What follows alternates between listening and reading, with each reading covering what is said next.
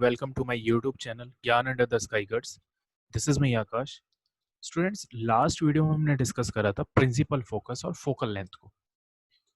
Principal focus क्या होता है, फोकल लेंथ क्या होती है। स्टूडेंट्स आज हम डिस्कस करेंगे कुछ रूल्स। जो भी हमारा इमेज फॉर्मेशन होएगा उसके पीछे कुछ रूल्स होते हैं, तो आज हम उन रूल्स को डिस्कस करेंगे। और किस मिरर के लिए? कॉन्केव मिरर के लिए।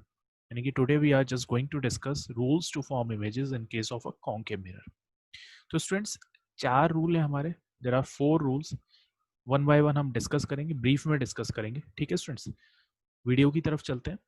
तो अगर मैं फर्स्ट रूल की बात करूं स्टूडेंट्स, तो फर्स्ट रूल ये कहता है कि अगर कोई भी ray of light principal axis के पैरेलल है, कोई भी ray of light principal axis के पैरेलल है, तो जो रिफ्लेक्टेड रे होगी वो कहाँ से पास होगी?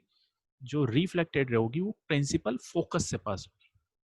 यानी कि अगर ray of light principal axis के पैरेलल है तो रिफ्लेक्टेड रे प्रिंसिपल फोकस से पास होगी। ये हमने प्रीवियस वीडियो में भी डिस्कस करा था कि अगर लाइट रेज प्रिंसिपल एक्सिस के पैरेलल है तो वो एक कॉमन पॉइंट पर आके मीट करते हैं और उस कॉमन पॉइंट को हम क्या कहते हैं? Principal focus. तो रूल नंबर 1 यही कहता है कि अगर रे ऑफ लाइट पैरेलल है प्रिंसिपल एक्सिस के तो reflected ray will pass through principal focus. Diagram की हेल्प से समझते हैं। अगर मैं डायग्राम बनाऊं तो स्टूडेंट्स किस मिरर के लिए बात कर रहे हैं? कॉन्केव मिरर के लिए बात कर रहे हैं। तो अगर मैं कॉन्केव मिरर बनाऊं तो कॉन्केव मिरर हम देख चुके हैं इस टाइप से बनता है। ठीक है स्टूडेंट्स, इसका ये पीछे वाला जो पोर्शन है वो नॉन रिफ्लेक्टिंग पार्ट है, ये हम डिस्कस कर चुके हैं। ये नॉन रिफ्लेक्टिंग पार्ट है। ठीक है स्टूडेंट्स, और इस मिरर का जो मिड पॉइंट है वो क्या है? वो पोल है इस मिरर का मिड पॉइंट। ठीक है स्टूडेंट्स, और इस स्फेरिकल मिरर का जो मिड पॉइंट है, जो सेंटर है, नॉट मिड पॉइंट, इस स्फेरिकल मिरर का जो सेंटर है जिसका एक कॉन्केव मिरर पार्ट है, उसका जो सेंटर है वो हम किससे डिनोट करते हैं? सी से। ठीक है स्टूडेंट्स, और इन दो पॉइंट्स को जो लाइन ज्वाइन कर रही है उस लाइन को हम क्या कहते हैं? Principal axis. ठीक है स्टूडेंट्स, तो ये प्रिंसिपल एक्सिस होगी, ये हमारा पोल हो गया। इस वाले पॉइंट को मैं अलग बना लेता हूँ। ये वाला पॉइंट हमारा पोल, ये वाला पॉइंट सेंटर ऑफ कर्वेचर, तो पोल को मैं लिख देता हूँ P। और इन दोनों के बीच में सेंटर में जो पॉइंट आता है उसे हम कहते हैं प्रिंसिपल फोकस। तो प्रिंसिपल फोकस मैं यहाँ शो कर दूंगा, ये हमारा F से डिनोट हो गया। तो स्टूडेंट्स अब बात यह है कि अगर रे ऑफ लाइट किसके पैरेलल है? प्रिंसिपल एक्सिस के पैरेलल है। ठीक है स्टूडेंट्स, ये हमारी क्या है? इसकी बात करूं, ये हमारी प्रिंसिपल एक्सिस है। ठीक है students, this is our principal axis. तो रे ऑफ लाइट अगर प्रिंसिपल एक्सिस के पैरेलल है, यानी कि इंसिडेंट रे हमारी पैरेलल है प्रिंसिपल एक्सिस के, तो जो रिफ्लेक्टेड रे होगी वो कहाँ से पास होगी? वो फोकस से पास होगी। ये हमारी इंसिडेंट रे है, यहाँ पे मैं लिख देता हूँ। तो रिफ्लेक्टेड रे कहाँ से पास होगी स्टूडेंट्स? रिफ्लेक्टेड रे हमारी फोकस से पास होगी। ये हमारी रिफ्लेक्टेड रे, येलो कलर से जो शो कर रहा हूँ, this is our reflected ray.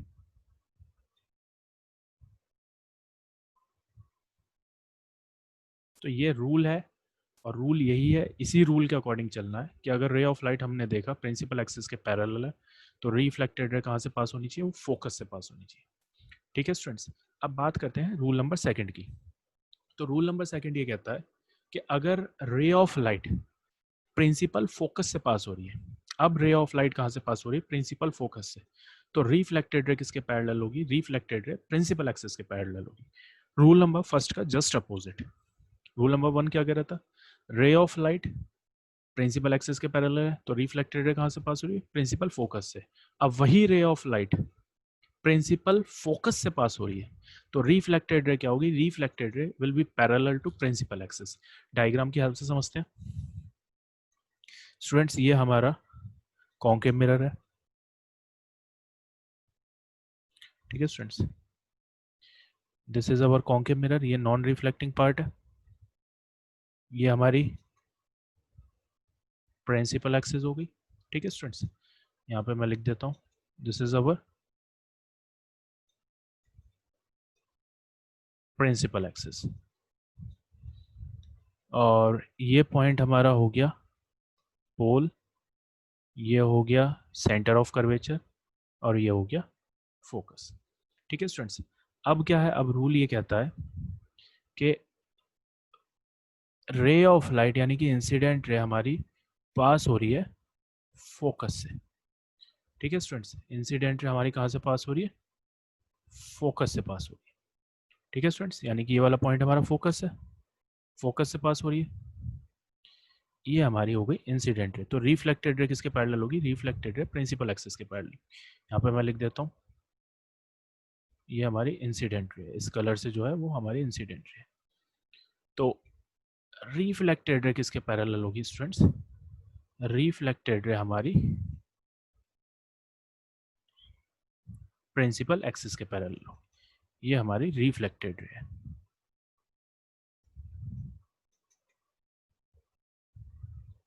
ठीक है स्टूडेंट्स, ये हमारी रिफ्लेक्टेड रे।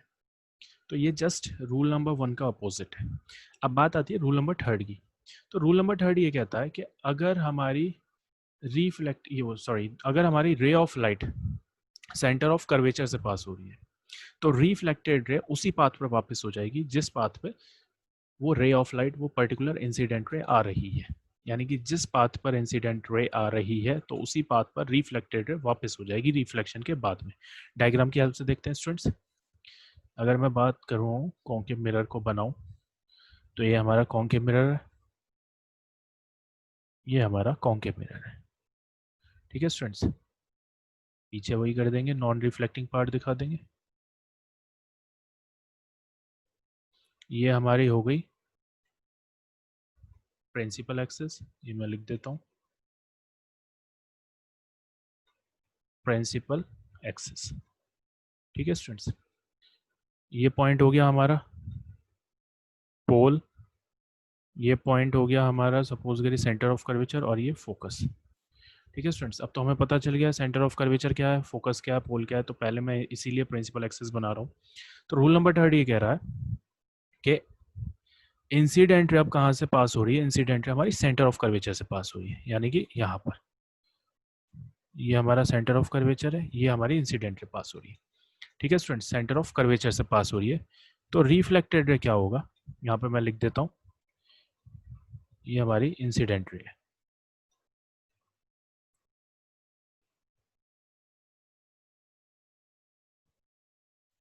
तो रिफ्लेक्टेड रे इसी पाथ पर वापस हो जाएगी रिफ्लेक्शन के बाद में।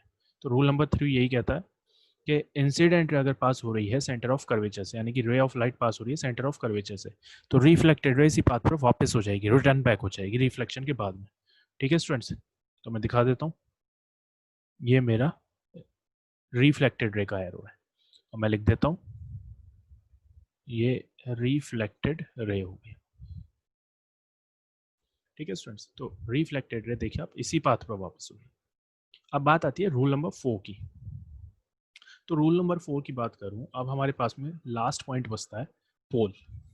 तो अगर रे ऑफ लाइट पोल से पास हो रही है, तो रिफ्लेक्टेड रे कुछ इस टाइप से रिफ्लेक्ट बैक होगी कि वो लॉ ऑफ रिफ्लेक्शन को फॉलो करेगी। हमने 2 लॉज पढ़े थे रिफ्लेक्शन के। फर्स्ट लॉ ये कहता है इंसिडेंट रे, नॉर्मल और रिफ्लेक्टेड रे तीनों एक ही प्लेन में लाई करते हैं, यानी कि तीनों एक ही स्क्रीन पर फॉर्म होंगे। और रूल नंबर 2 क्या कहता है, रूल नंबर 2 ये कहता है कि angle of incidence is equal to angle of reflection. तो हम डायग्राम की हेल्प से समझते हैं स्टूडेंट्स। ये हमारा कॉन्केव मिरर हो गया। ठीक है स्टूडेंट्स, अब लास्ट पॉइंट बचता है हमारा पोल। पोल से पास हो रही है, तो हमने देख लिया कैसे पास होगी रिफ्लेक्टेड रे। ये हमारी प्रिंसिपल एक्सिस, ये हमारी होगी प्रिंसिपल एक्सिस। ठीक है स्टूडेंट्स, ये वाला पॉइंट हमारा पोल, ये हो गया सेंटर ऑफ कर्वेचर। हमें पता है सेंटर ऑफ कर्वेचर क्या है, जिस स्फेरिकल मिरर का एक कॉन्केव मिरर पार्ट है। ये हो गया हमारा फोकस।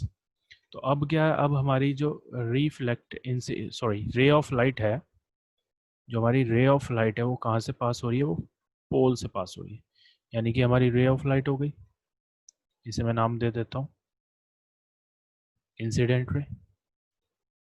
ठीक है स्टूडेंट्स, तो रिफ्लेक्टेड रे कुछ इस टाइप से रिफ्लेक्ट बैक होगी कि वो लॉ ऑफ रिफ्लेक्शन को फॉलो करेगी। चलिए देखते हैं, ये हमारी रिफ्लेक्टेड रे इस टाइप से रिफ्लेक्ट बैक होगी, ये हमारी रिफ्लेक्टेड रे होगी। ठीक है स्टूडेंट्स, अब यहाँ पे देखना ये है कि ये जो प्रिंसिपल एक्सिस है, इस रूल के लिए ये किसकी तरह बिहेव कर रही है, नॉर्मल की तरह बिहेव कर रही है। और ये इंसिडेंट रे इस नॉर्मल के साथ में एक एंगल बना रही है, उस एंगल को हमने नाम दिया आई। और ये रिफ्लेक्टेड रे भी इस नॉर्मल के साथ में एंगल बना रही है, उसे हमने नाम दिया एंगल आर। ठीक है स्टूडेंट्स, तो इस तरीके से आप देखिए, हमने लॉ ऑफ रिफ्लेक्शन में पढ़ा था, ये डायग्राम बनाया था हमने, अगर आपको याद हो, ये डायग्राम बना था, ये हमारी नॉर्मल थी, ये नॉर्मल। ठीक है स्टूडेंट्स, और ये हमारी इंसिडेंट रे थी, ये हमारी इंसिडेंट रे।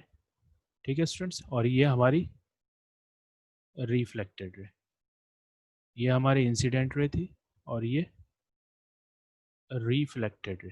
ठीक है स्टूडेंट्स, और हमने ये भी देखा था कि इंसिडेंट रे इस नॉर्मल के साथ में एंगल बना रही थी, एंगल आई, और ये रिफ्लेक्टेड रे भी इस नॉर्मल के साथ में एंगल बना रही थी, एंगल आर। तो हमने ये देखा था, फर्स्ट लॉ ये कहता है कि इंसिडेंट रे, नॉर्मल और रिफ्लेक्टेड रे तीनों एक ही प्लेन में लाई करेंगी। ठीक है स्टूडेंट्स, और सेकंड लॉ क्या देखा था, सेकंड लॉ ये देखा था angle of incidence is equal to angle of reflection, यानी कि जो एंगल ऑफ इंसिडेंस है ये किसके बराबर है, एंगल ऑफ रिफ्लेक्शन के। हमने ये देखा था। ठीक है स्टूडेंट्स, तो यहाँ पर हम यही देख रहे हैं कि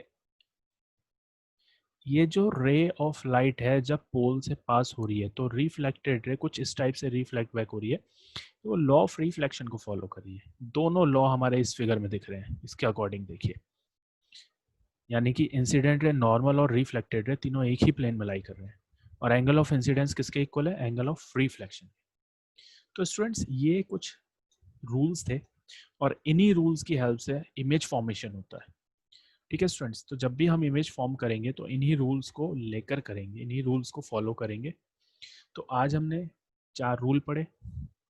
फर्स्ट रूल ये कहता है कि अगर ray of light principal axis के पैरेलल है तो रिफ्लेक्टेड रे कुछ इस टाइप से रिफ्लेक्ट बैक होगी कि वो कहाँ से पास होगी, फोकस से पास होगी। सेकेंड रूल में ये हुआ, सेकेंड रूल में हमने देखा इंसिडेंट रे अब प्रिंसिपल फोकस से पास हो रही है तो रिफ्लेक्टेड रे प्रिंसिपल एक्सिस के पैरेलल होगी। थर्ड रूल में देखा कि रे ऑफ लाइट इंसिडेंट हो रही है, सेंटर ऑफ कर्वेचर से पास हो रही है रे ऑफ लाइट, तो रिफ्लेक्टेड रे इसी पाथ पर वापस जा रही है जिस पाथ पर ये रे ऑफ लाइट आ रही थी। ठीक है स्टूडेंट्स, फोर्थ में हमने देखा रे ऑफ लाइट पोल से पास हो रही है तो रिफ्लेक्टेड रे इस टाइप से रिफ्लेक्ट बैक हो रही है कि वो लॉ ऑफ रिफ्लेक्शन को फॉलो कर रही है, जैसा कि आप डायग्राम में देख रहे हैं।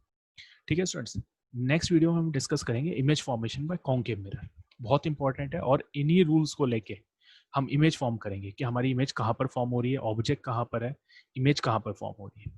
तो स्टूडेंट्स, कोई सी भी वीडियो हो, स्टार्टिंग से लेके और एंड तक ज़रूर बना रहा करिए, क्योंकि अगर आप स्टार्टिंग से लेके एंड तक बने रहते हैं वीडियो में तो आपका कोई भी टॉपिक मिस नहीं होता है, और अगर छोटा सा भी टॉपिक मिस हो गया, छोटी सी भी लाइन मिस हो गई तो प्रॉब्लम आ जाती है।